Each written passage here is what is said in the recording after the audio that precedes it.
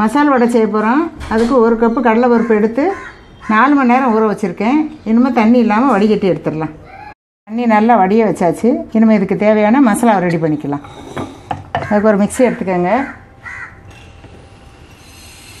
2 பட்டை, 2 கிராம்பு, 2 ஏலக்காய், 2 கிராம்பு, கொஞ்சம் பெருஞ்சீரகம், கொஞ்சம் சின்ன சீரகம் இவ்வளோத்தையும் போட்டுக்கோங்க. ஒரு 4 வத்தல், கொஞ்சமாக இஞ்சி, ஒரு 6 பூண்டு. இதை முதல்ல ஒரு சுற்றிட்டு வந்துடலாம். இப்போ இதோட இந்த நம்ம ஊற வச்சுருக்க இதை கொஞ்சம் போட்டு குறப்பாக அரைக்கணும். இந்த வடைக்கு தேவையான உப்பையும் சேர்த்து போட்டுடலாம். கருவேப்பிலை கொஞ்சம்.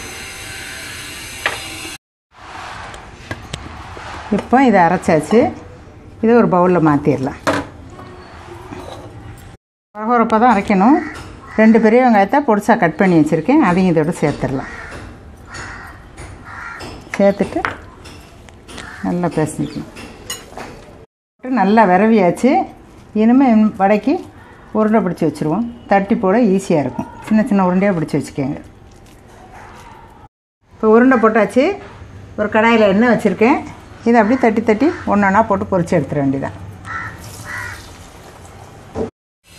இப்போ வெந்துருச்சு. இந்த ஸ்டேஜில் எடுத்துடலாம்.